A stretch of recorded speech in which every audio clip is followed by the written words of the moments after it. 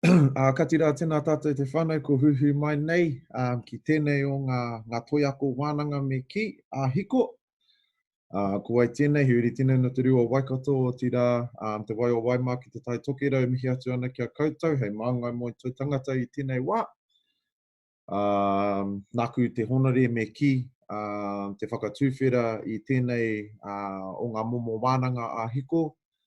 E pāna ki tēnei kaupapa I roto I te ao hākina kina, I te ao whutupōro me ki. Mihi atu ana ki a koutou I tēnei wā, te hehe noiho tuatahi, kia timata I tēnei wahanga I te karakia paku, kātahi ka tukuna te wā ki te tohunga me ki, I roto I tēnei o ngā momo taki. No reira mi noi tātou. Tīkina atu rā te pūtake o ngā kōrero te wānanga, tīkina atu rā te hautapuanga ariki, kaiwhatatia e tāne te wānanga ki runga ki enei kaimahi, ki enei pia, ki enei whānau, kia koi te matapunenga, kia maingi te matapu iho, tūturu whakamaua kia tīna, haumi e, hui e, tai ki e. Kia ora everybody, welcome to our Toiako webinar series. Ko tāri o Pene Tito Hemara hau, I'm a kaimahi at Toi Tangata, and I have the privilege of introducing our kai kōrero this morning. He's just making his way onto the screen, I see. No Waikato me ngāpuhi tēnei uri, but it's my privilege and pleasure to be introducing this Toiako webinar series to you guys, the cultural inclusion in New Zealand rugby. Tēnei kaupapa nā Dr. Jeremy Hapeta I whakarite me ki. So yeah, on behalf of Toi Tangata, we'd like to say welcome to this webinar series. A couple of things that I'd like to put out before we get started, whānau, is there's a couple of panels down the bottom of your screen that you should be able to ask pātai. There's a Q&A section. So if you click in there, you'll be able to type away your pātai. What we're going to do though is we're going to leave the answers till the end of the session, because I feel like a lot of the kaupapa is actually going to be answered as the presentation moves on. So if the pātai do get answered, you can just let us know in your Q&A section. Otherwise, pātai hia ngā pātai, tuku kōrero mai, and as we flow through this webinar, we will see a little bit of input in how our tikanga and mātauranga plays an important part in te ao katoa me ki. No reira, tukuna ana te wā kia koe, tēnei wā e hoa, kia whakamārama atu ko wai koe, nohea koe, and haha tēnei kaupapa. Just unmute yourself first, bro, before you kick off.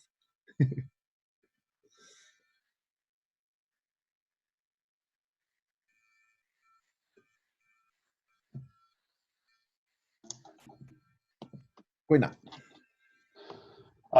Tēnā koe e hoa, o tira tēnā koutou katoa, ko wai au, no hea hau, ko tainui te waka, ko poturoa te rangatira, ko ngā tiraukawa te iwi, ko Ngāti Huia, me Ngāti Pariraukawa o ku hapū, ko tararua ngā pai maunga, ko manawa tū te awa, no te awa hau raua ko taitoko a hau, ko Jeremy Hapeta tuku ingoa, tēnā tātou katoa. Kia ora everybody, thank you for logging in this morning to listen to my kōrero on cultural inclusion in New Zealand rugby, applying tikanga and mātauranga Māori in a sporting context. So yeah, I'm just going to get into it. And briefly, what I wanted to do first before I talk about the particular case study of the BOP steamers is just to contextualize things, is to give you an overall kind of view of my research before we drill down deeper into the particular case study that I'm going to kōrero about today. So you can see there across the first slide, there's numbers 1, 2, 3, and 4, which kind of gives you a picture of some of the publications that have come out in journals from my PhD study. You can see ko tui tui and mai bring that Māori flavour to the publications, as well as number 3, which is what I'll discuss today, the health perspective. And the other lens, of course, is the sport lens. So the fourth publication is around sport, obviously, and rugby. So just to give you some background context to my rangahau, my research included 4 separate yet interrelated case studies, which my aim or my objectives of the research were to explore the inclusion of culture, and by culture I'm referring to ethnicity, and in particular Māori culture, to explore inclusion within New Zealand rugby teams and settings. Indeed, not all of my studies were done with teams. There was one case study in particular that was more of the Māori Pacifica Rugby Academy was more of a program than a team per se.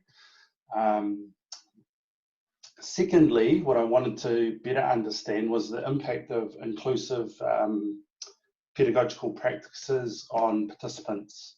So participants, by participants I mean players and coaches and any other administration or staff involved around teams or settings. So for the Māori Pacifica Rugby Academy, for example, that included education, facilitators, etc., not just coaches. So I wanted to find out what kind of impact those pedagogical practices had on the well-being of participants. My overarching methodology included a kaupapa Māori approach, and one of the many methods that I used in that approach was a pūrākau approach based on past, present and future kōrero. So remember that past, present, future framework because it appears throughout my studies. For example, study 1 had a look back at the past, and by that I mean published literature. So when there was a bit of diving into the depths of what had been published in the past to make sure that my contribution was new and nuanced and actually advanced aspirations for not only Māori but for people and scholars in the academy as well. So this particular study, I'm not going to talk in detail about it today, but if you want to read more about it, you can find it in Ko Tuitui, the New Zealand Journal of Social Sciences. And the paper is called a Kaupapa Māori, Culturally Progressive Narrative Review of Literature on Sport, Ethnicity and Inclusion. So it includes 8 New Zealand-based publications and 8 international global publications. And it kind of discusses the main themes that emerged throughout those 16 different publications. What I found when I was reviewing that literature was that the main Māori symbol included in New Zealand rugby was the haka. That was the cultural icon that most people were familiar with or identified with. But some of the other underlying messages within those 16 published studies were that racism via othering or assimilation and exclusionary representations of cultural practices were a reality and are still a reality facing Indigenous and ethnic minority players and coaches in sport today. So, yep, it was an issue in the past, but it's actually still an issue in the future.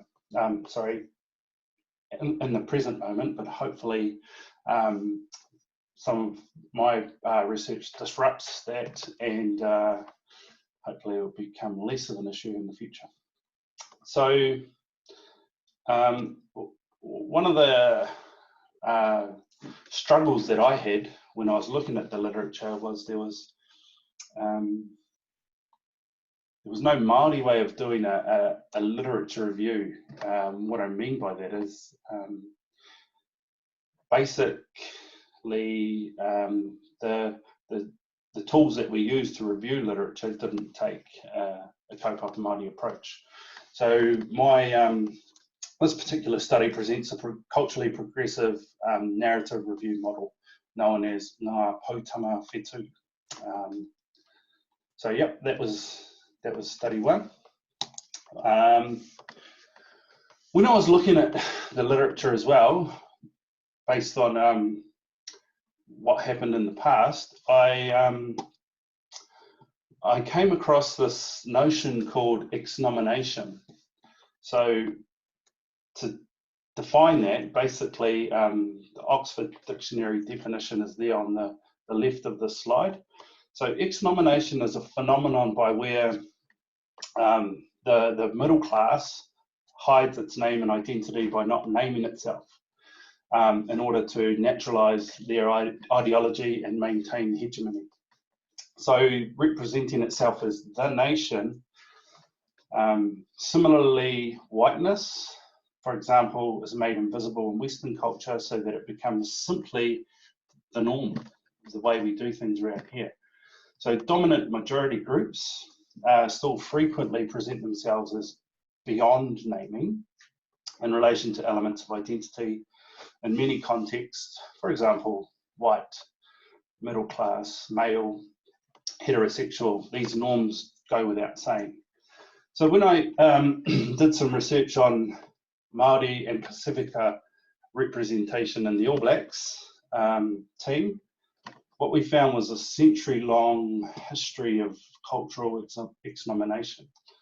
So if you can see on my bar graphs here, from the 1880s right through to the 1980s, the blue represents the Pākehā makeup of All Blacks teams. So for 100 years, 90% of All Blacks teams were made up of Pākehā players, and only 10%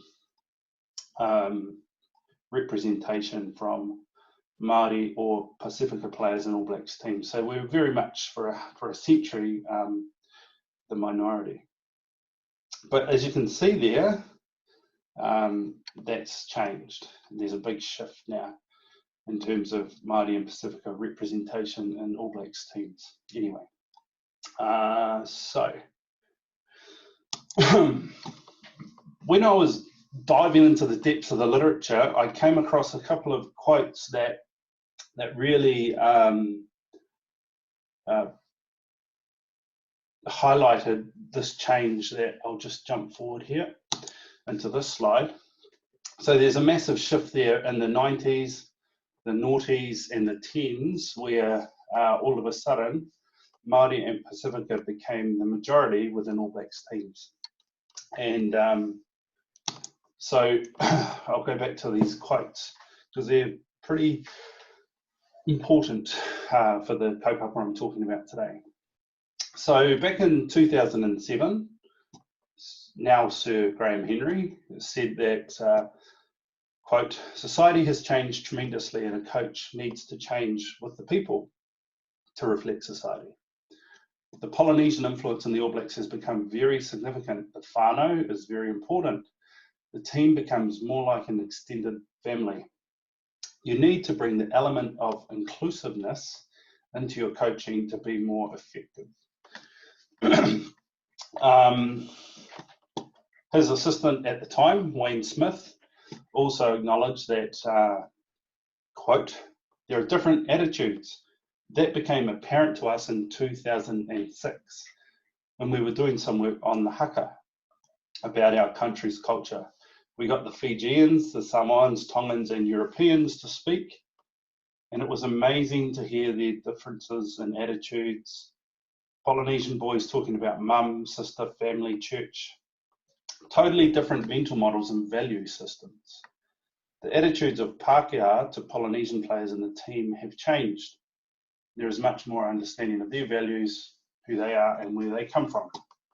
And so this change in philosophy around being inclusive of culture sort of only happened in the midway point of the noughties, around 2006, 2007. So it's very much a recent phenomena, given our 100-year history of cultural exnomination in New Zealand rugby. So,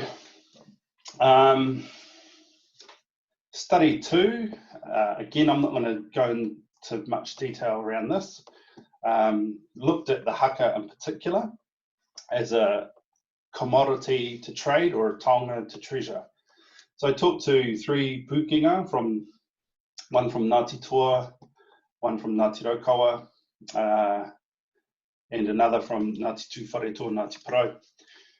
And we just looked at some past and present practices of haka in New Zealand rugby. And I'm just going to jump now to a video, hopefully, Dario, of which pretty much encapsulates the evolution of the haka over 100 years. So, video.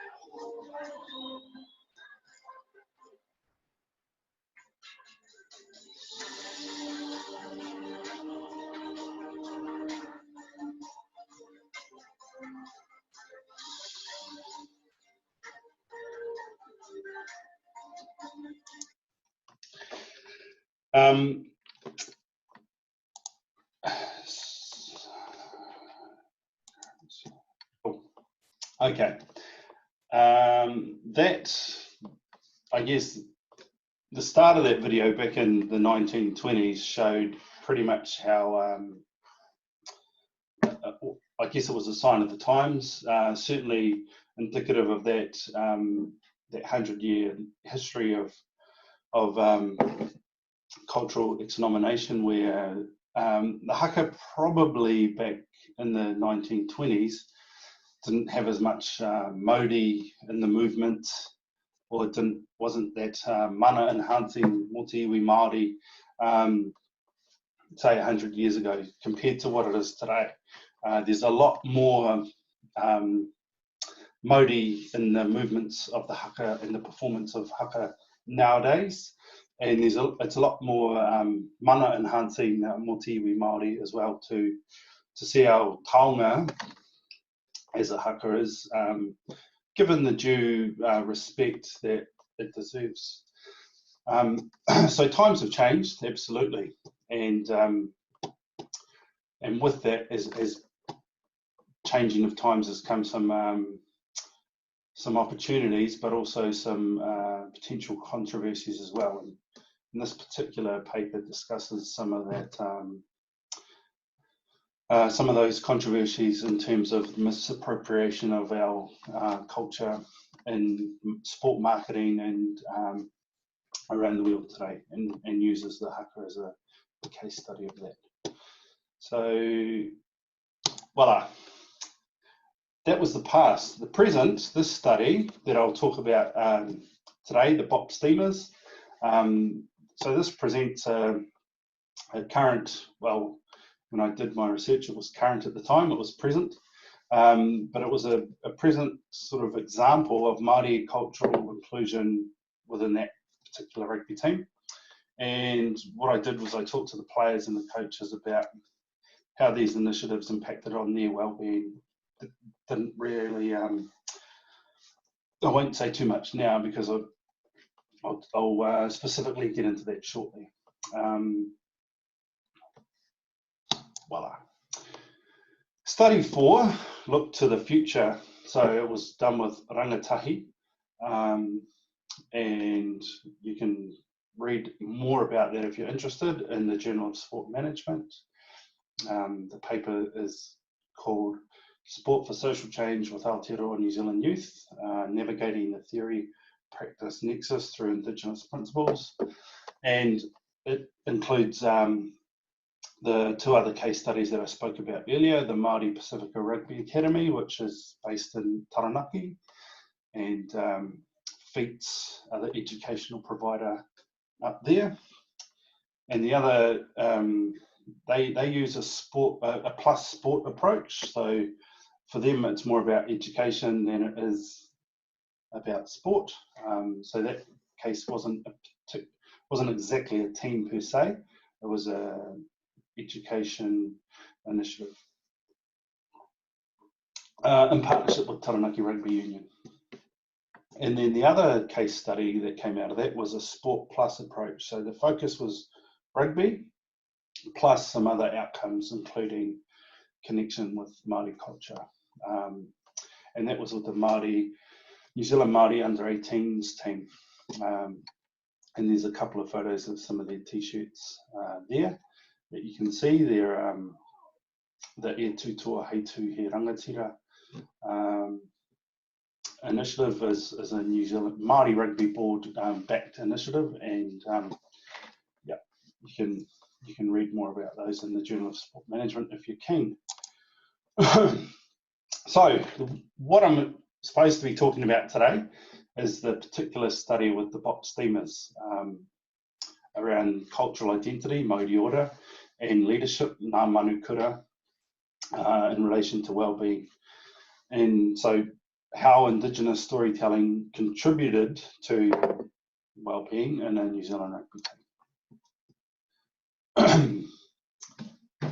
So the purpose of this present study was explored the application and interpretation of Indigenous stories introduced in relation to Māori order, identity, cultural identity, and ngā manukura, leadership, which are both elements of wellbeing in the Te Pai Mahutonga health promotion model.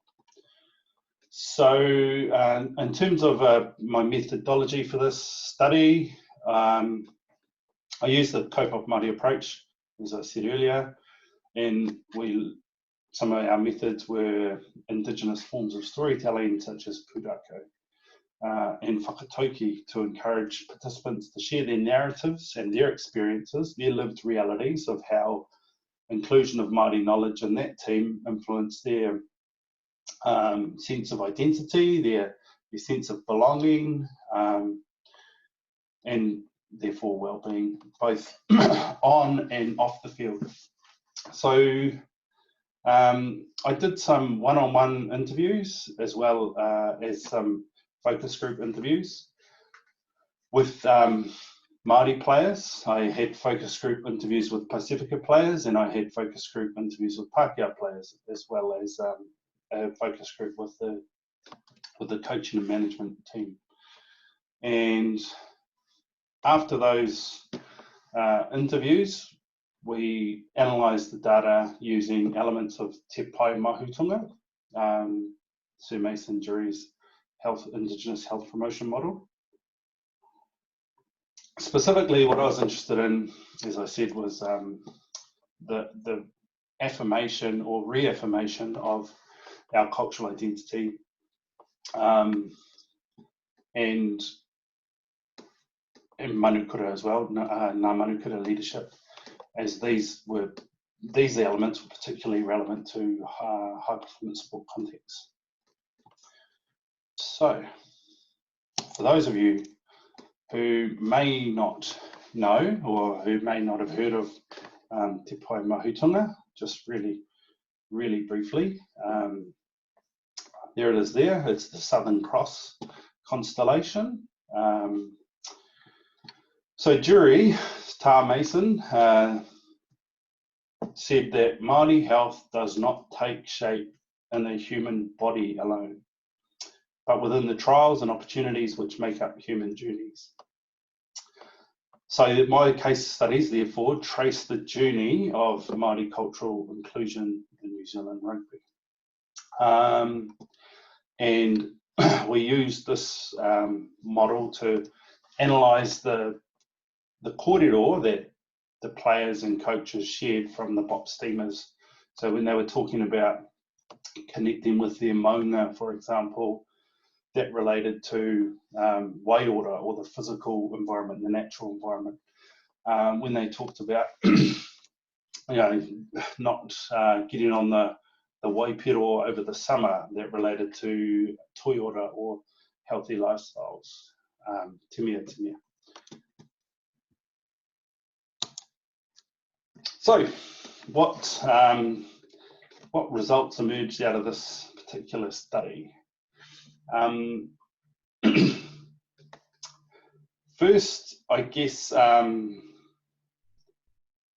head coach and the director of rugby at Bay of Plenty he went on this trip in 2015 to the States, and he came across the Wooden Pyramid of Success model from John Wooden, was a successful basketball coach out of UCLA, and he came across Wooden's Pyramid of Success model, and he decided that there was a nice relationship in terms of some of the thinking he was doing at the time.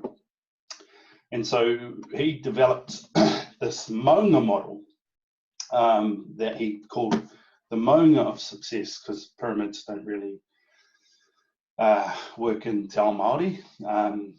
So he thought, okay, well, I'm going to modify that and create our own Moana of Success.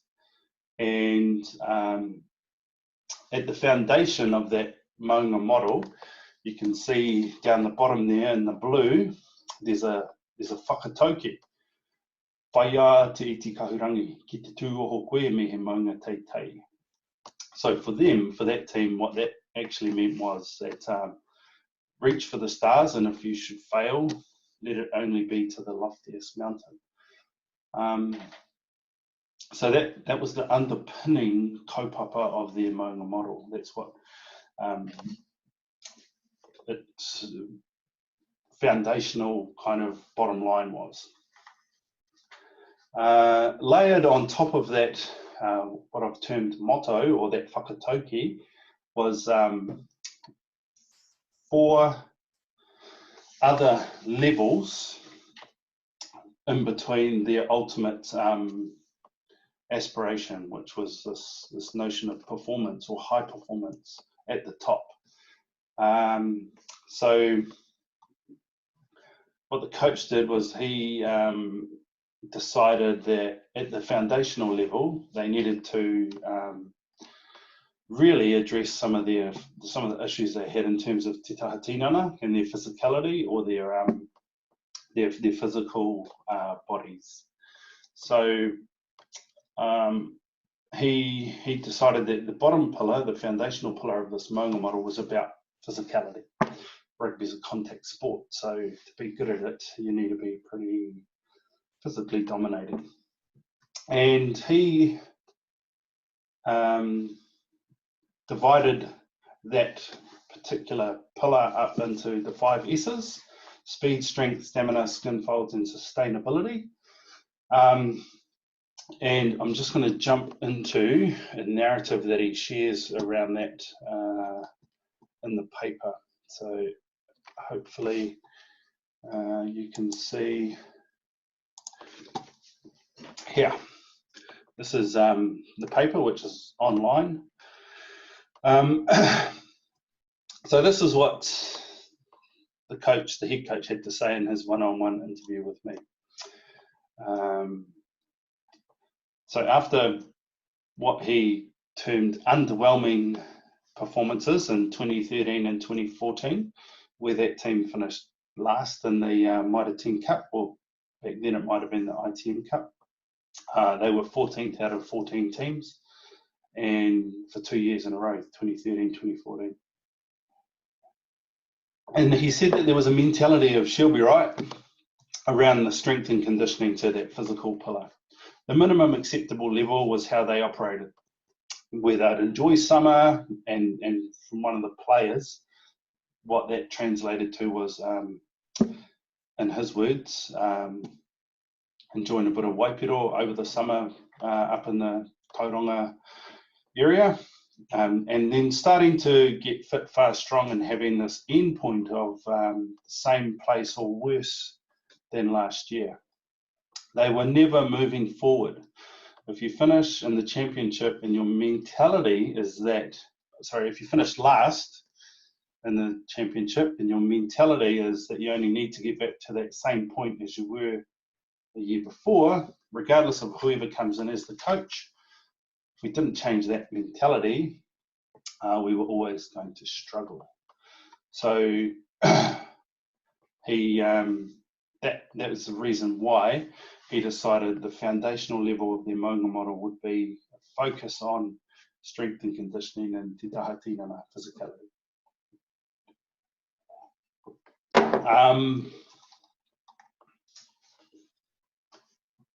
Into here we go. At the next level above that, there was this notion of the technical and the technical, which is pretty much a pretty common standard practice coming out of New Zealand Rugby's model around the development of the technical and the tactical.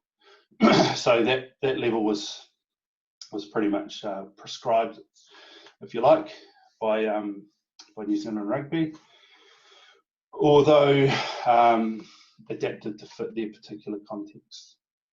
The next two levels he gave in terms of tino rangatiratanga and autonomy, or what the coach did was he gave the players the freedom to co-create what those two levels would look like.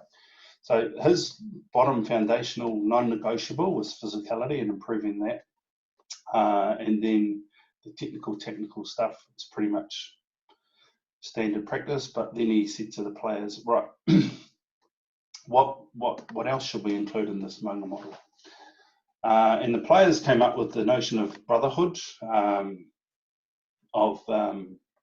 want to enjoy what we do here in this team. We want to be united, kotahitanga, and they realised that they needed to be disciplined both on and off the field. So that layer was co-negotiated and co-created between players and coaches.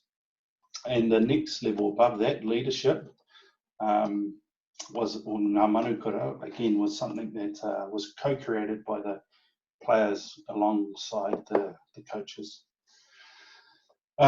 Towards the ultimate goal of being the ultimate warrior, or I guess displaying that warrior spirit or that high performance that they were aspiring to. So that was, I guess, a nuanced sort of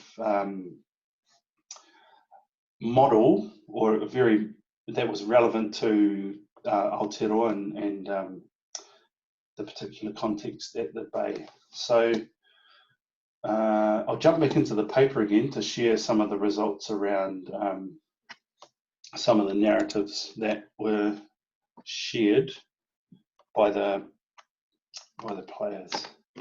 Sorry. Okay. So it's really, in terms of leadership and autonomy, one of the players said that the culture here, he in 2015 he was at a different provincial union playing for somebody else, and then he came to the Bay, and what he said was there where he was is a lot different to here, the Bay of Plenty. There he felt a bit uncomfortable, but at the Bay, there are no big dogs. All the boys here are on the same level. So they had this notion of buy-in, of we're, you know, kotahitanga, this notion of unity, that we're all one. There's no hierarchical big dogs kind of approach, which is pretty typical of New Zealand rugby teams, the hierarchical leadership. And another player said it's really hard for a team to get buy-in if the coach says do this, do this, do this. What makes a good team great is what we can do and what we buy into. It gives us a little edge. So co-creating this Moana model had this galvanizing effect for the players and the coaches, where they were co-creating and constructing, co-constructing their team values, their vision, their aims and their goals and their aspirations. So it was quite a good process for them to engage in. One of the coaches said that driving the on-field stuff was, while that was important, he said that you've got to learn to drive the off-field stuff first. Better person makes a better player, making good decisions and having good habits. So basically, they needed to get their strategy right off the field before they worried about any on-field tactics that they were going to employ. I liked this one that one of the coaches said around engaging in this process made me a better dad. Finding ways at home instead of getting frustrated with the kids is asking them questions to actually deal with issues better. Then they can come up with their own answers. So in terms of te tā whānau and the well-being of his whānau at home, engaging in this process really helped him be a better dad at home. So that was a really interesting finding to come out of this study. Moana is a sense of belonging. Now, this really relates back to the pūrākau of the Moana within the Bay of Plenty region. So the coach said that, you know, historically, I'll just read this quote out from the coach. We had some challenges. We're from Te Kaha to Katikati to all the way down south in Reporoa. We're pretty spread out. There's been friction, a lot of history in terms of the Bay of Plenty being so geographically dispersed and widespread. And so to give those groups an identity and a connection, and this coming together to our region, we named them after mini groups in their team after Moana in the area. And then the players had to go away, do some research, come back and present it. And players are really creative. They came back with some pretty good presentations, but it stuck. And his rationale for doing that was to connect, was to try and bring this widespread region, to try and bring it together and create this unity of kotahitanga. And so, yeah, really interesting listening to the players share the pūrākau around the story of the Moana and how they connected and identified with it. So a Pākehā player said that from the Pākehā, the focus group of Pākehā players, said those four mountains, Mauao, Whakaari, Putauaki and Tarawera, just gave me some learning of the place, a bit more belonging. I knew when I tripped up to Whakatane from Rotorua what I was looking for, Putauaki and Whakaari. I had something to identify with other than the mount or Mauao. So to hear that come from a Pākehā player was pretty cool, actually. Right, I'll just jump back into the presentation, and then Another finding to come out of this study was that there was this narrative around Hori Bop, or their team mascot, who you can see depicted there on the left. It's a fairly, it's not a very mana enhancing image mo te iwi Māori, although you know, he's got a ripped sleeve, he's got some you know, pretty stereotypical kind of features about him, with the feathers in his hair, etc. So not that it was the artist's intention at all, but in terms of connection, the current crop didn't feel like they could really connect with Hori Bop, so they wanted to transform the team mascot. So they created this dude here on the right called Himi, or Himi, and there's a bit of a narrative there from the players around creating this new team mascot. So there's the quote from the coach there says that the team commissioned an artist, they paid for it, the players did, to bring the mascot into the 21st century. So Himi was presented to the team, and some players said, oh, he's just a poster, it's just a marketing tool, just a gimmick. Others said, oh, I disagree, I remember Hori Bop. But I also know when then I look at Himi, I see a warrior.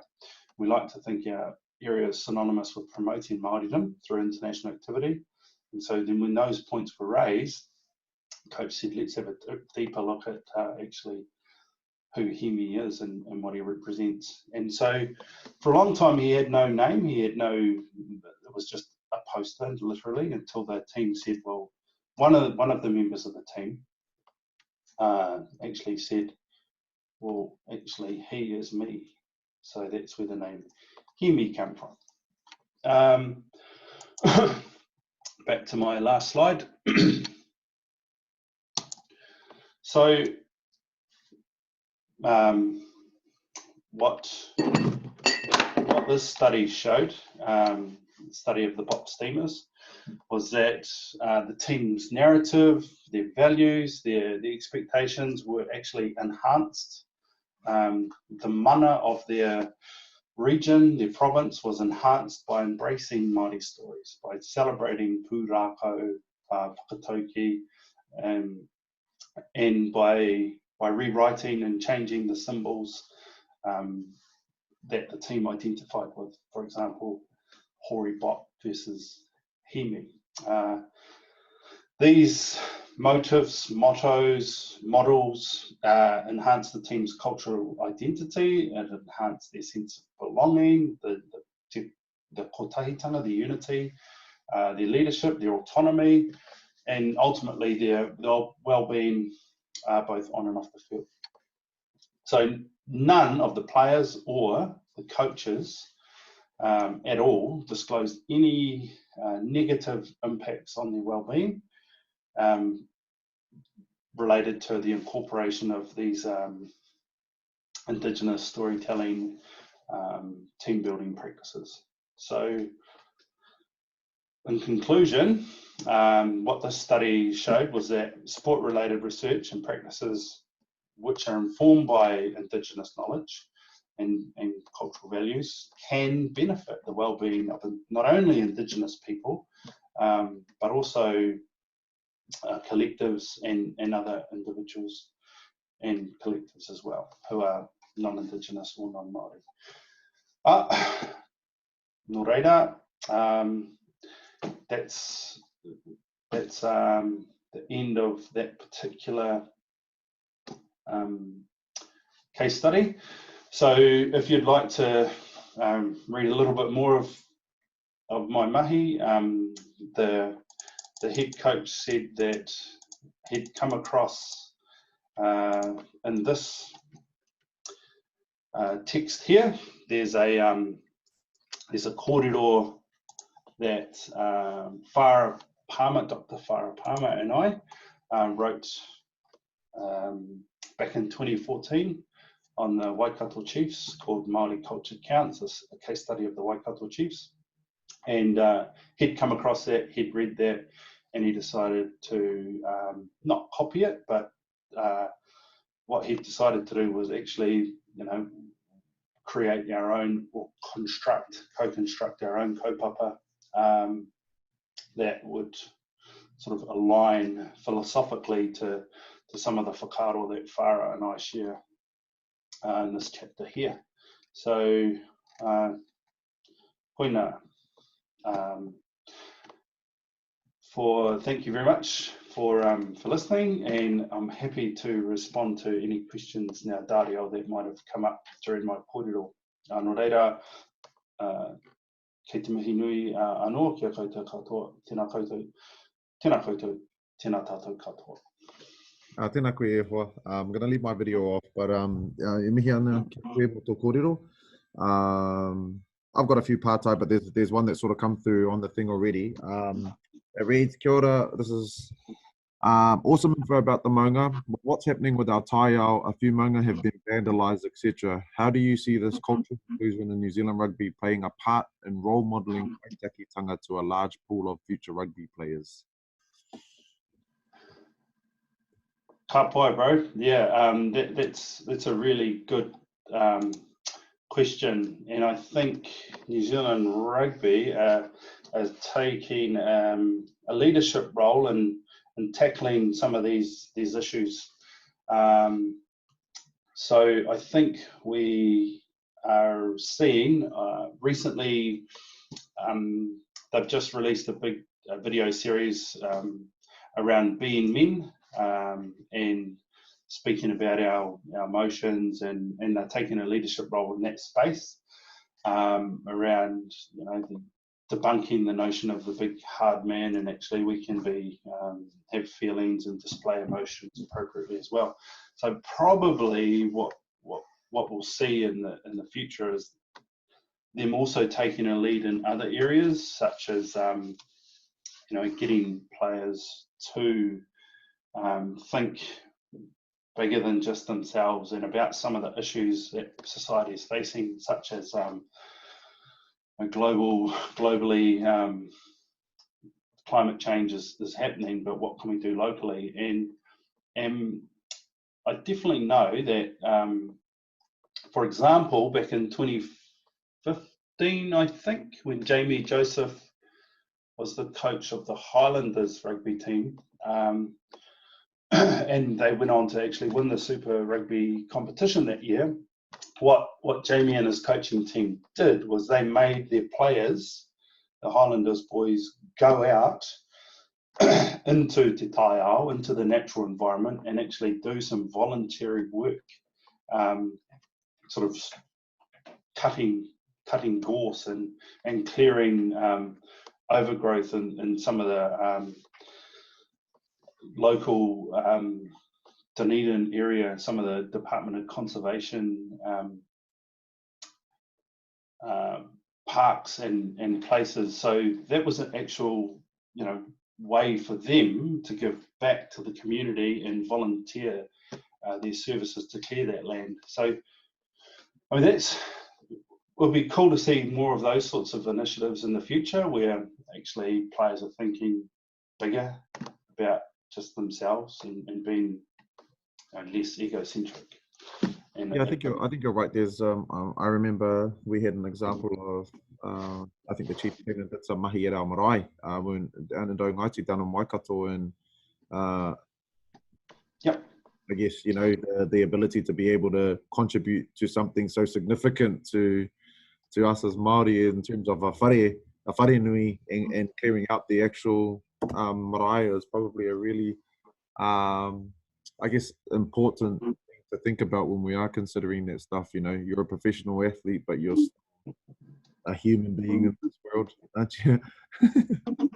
Yeah, definitely. And I know from that chapter that Whara and I wrote on the Chiefs case study was that they did get that team, which was successful in 2012 and 2013, to get out into the rohe, and they retraced the Tainui's original kind of settlement along the way, but really it was about connecting with Te Taiao, connecting with the tangata who they represented, and it was I think I hope that we'd see more of these kinds of initiatives happening around the country, not because it has performance outcomes and it helps you win, but actually because it's just the right thing to do. I said, that's what I need to do. Tell my Blues to hurry up and go into the ngahere and the Moana so they can get some dubs. Another part-time bro sitting here. What is your sense on whether these findings are applicable across other sports settings and other sport codes?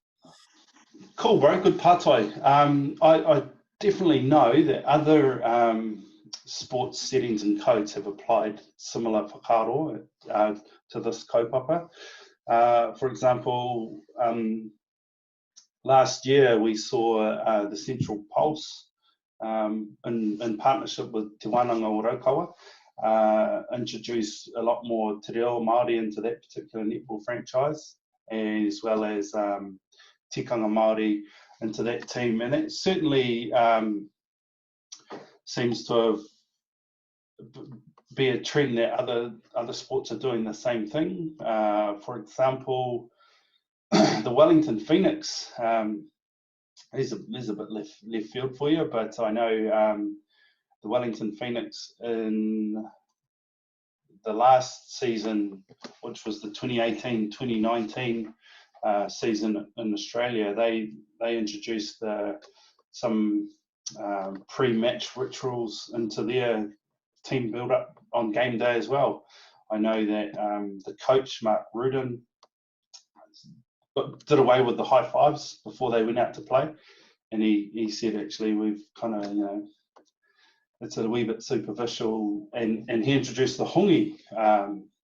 So all the players, before they ran out onto the pitch to play, had to go around the changing room and give each other a hongi, because he thought that was a lot more appropriate, given we're in Aotearoa, New Zealand. So the fascinating thing is that it took an Australian coach to come over here to introduce a Indigenous ritual to New Zealand football. So there are definitely there's definitely applicability across other sporting codes. I know Trevor Shaler, for example, recently finished his master's thesis, or his master's research on the New Zealand Olympic and Commonwealth Games teams being inclusive of some Māori cultural traditions and rituals and tikanga as well. So definitely applicability for other codes in New Zealand, but also when you think about it, across the world too. I know that the Kansas City Chiefs, who just won the NFL in the United States, they had a bit of a, historically there'd been a bit of controversy around one of their tomahawk chop moves that they did, and they're looking to re-engage with Indigenous tomahawk people in the United States around this is a bit, perhaps not exactly mana enhancing for you as Indigenous peoples there. So there's certainly applicability internationally as well. Okay. Another part I've already got 3 other parts I here. We'll try and get through all of them. So kia ora, Sheridan Bruce from Water Safety New Zealand here. Is there any evidence that the Moana model had any positive impact on player safety and injury prevention?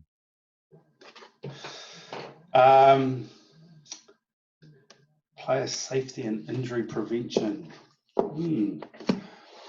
So there probably is some data, but I wasn't focusing on that myself. I know that what came out of the narratives was that some of the players, for example, had changed their lifestyle in terms of the heavy drinking that they used to do before they took a more professional approach. I know the coach thought that they were pretty amateurish in some of their behaviours that they were exhibiting, and then decided actually if you want to be full-time professional rugby players, if that's your aspiration, that you want to be a pro, then you need to behave like a pro. So that means recovery, preparation, execution and recovery are key to performance. So if we're not recovering properly, then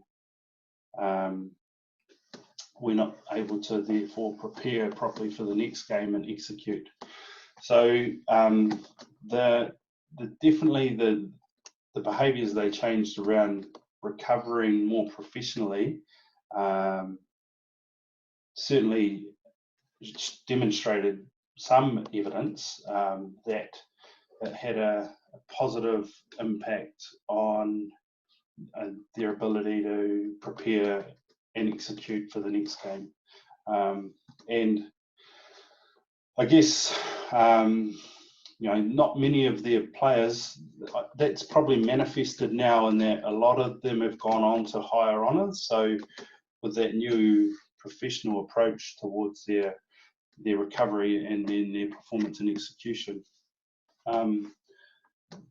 a lot more players in that team now have full-time contracts, went on to play for super franchises when they were overlooked, went on to play for national honours such as the Māori All Blacks, where previously again they were overlooked because they had a more professional approach to recovering well, eating properly, and that had some injury prevention outcomes. Were there two more questions, Dario?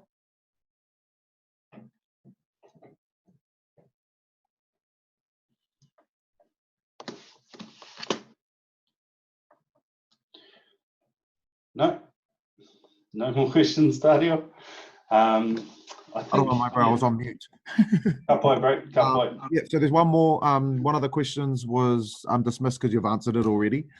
So the last one reads, how does Bear Plenty Rugby extend this mahi taia and leadership into everyday role modelling practice in everyday life, hauora, and promoting hauora lifestyles? Yeah, I think they are doing some work with, if you looked at, Health and PE Day, the National Health and PE Day, they're involved with that. I know PE New Zealand, for example, are based up there in Tauranga, and I know that the Bay are working in conjunction with them on some initiatives around the National Health and PE Day. So that, I suppose it's about doing more of that mahi, that community level service, and getting involved in some of these initiatives and leading them. So I think, can you see that? I'm trying to bring up, can you see my screen, Ilha? Right. Oh, yeah. Yeah, so it's probably a matter of them engaging in more of those initiatives. And they're already doing some good mahi at the minute. So I'm just trying to bring up a photo of, oh, there they are. So can you see that photo there, Dario? Right. Yep, so there's the head coach and also the coach of the Māori All Blacks, Clayton McMillan, and some of his players taking part in the Physical Education, Health and PE Day last year. So they're certainly they're engaged in some of those initiatives. It's just a matter of, I guess, continuing, building on that mahi. Right, that's all for the pātai at the moment. So, tuatahi, he tēnei te tuki mihi atu kia koe, e te tohunga me ki, roto i tēnei tumomo mahi, wai Māori e mātou kua whai wā koe, te tāpohau mātauranga i tēnei wā, e mihi hoki ana kia koutou i tai mai ki tēnei o ngā wānanga hiko me ki. So I'd just like to say a huge mihi and thank you to you, for your presentation and webinar. Kia tātou katoa, and just a big mihi to everyone who's been a participant and attended today. Hopefully you've taken a fair bit away from this, and we will follow up this with some post evaluation kaupapa that you can go into the door to win a few prizes and amongst that as well. So mihi atu ana kia pēhua, o tira kia tātou katoa. If you do have any more pātai, we will attach some details to the post communications that happen after the webinar, so that you can follow up with Dr. Jeremy Hapeta. Mihi atu ana kia koe e hoa, o tira kia koutou katoa. Kia pai tō koutou rā, anō hoki, kia pai te rā o Waitangi a Pōpō. Also, just a last plug, our Toi Tangata Hui Atou is coming up very soon. If you're interested in that, head to our website or our Facebook page and register to come and have some awesome wānanga down in the Hawke's Bay. Mihi atu ana kia koutou. Hei kona. Tēnā koutou katoa.